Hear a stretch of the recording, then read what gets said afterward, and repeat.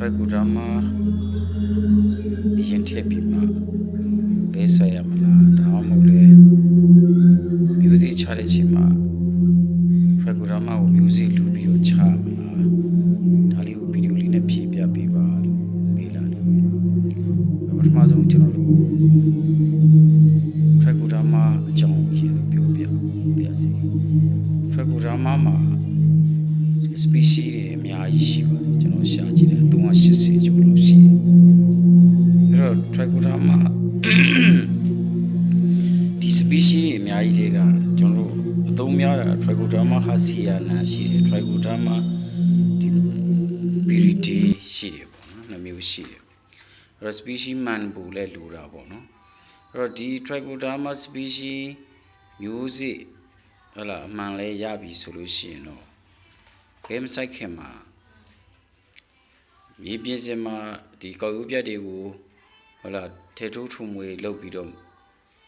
ဒါ EM နဲ့ Trichoderma နဲ့မြေကြီးကိုဖြန်းထည့်လို့လည်းရတယ်နော်ဒါမှမဟုတ်လဲကျွန်တော်တို့တကယ်စနစ်တကျလုပ်မယ်ဆိုရင်တဘာဝမျိုးစာနဲ့ Trichoderma နဲ့စနစ်တကျရောမွေပြီးတော့မြေကြီးတွေကိုထေထိုးထုံမွေလုပ်လိုက်တာပိုကောင်းတယ်ပေါ့နော်ဒါကမြေကြီးတွေရဲ့ကျွန်တော်6လက်မ8လက်မဒါမှမဟုတ်4လက်မ6လက်မအတွင်းမှာ Trichoderma ရှိနေဖို့လိုတာပေါ့တစ်ချက်ပေါ့နော်နောက်တစ်ခါဒီမျိုးစေ့နဲ့အတူ Trichoderma ကိုမျိုးစေ့လူပြီးတော့တစ်ခါစိုက်ရင်လည်းပိုကောင်းပါတယ်နော်နှစ်ကြိမ်အသုံးပြုတာပိုပြီးတော့တောင်ထိရောက်သေးတယ်ပေါ့နော်ဒါလည်းကျွန်တော်တို့ recommend ပေးပါတယ်အဲ့တော့အဓိကတော့ကျွန်တော်တို့ Trichoderma ဒီ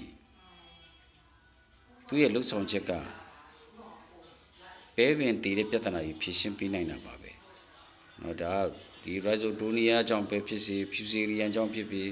Pythium အကြောင်းပဲဖြစ်စေ Sclerotia အကြောင်းပဲဖြစ်စေအဲ့ဒီမြေဆောင်မှုတွေကိုတတ်ပေးနိုင်တယ်လို့ဆိုပါတယ်သို့တော်ညာတော့မြေကြီးထဲမှာလောတဲ့အဆိုဓာတ်လောတဲ့ပူချိန်နဲ့တဘာဝမြေဩဇာနော်ဆွဆွလေးရှိနေဖို့တော့လိုပါတယ်ဒီအခြေအနေကောင်းကိုဖန်တီးပေးနိုင်မယ်ဆိုလို့ရှိရင်တော့မိုးသက်ဆေးဖြန်းနိုင်တဲ့စာရင်ဒီ biofungicide လို့ခေါ်တဲ့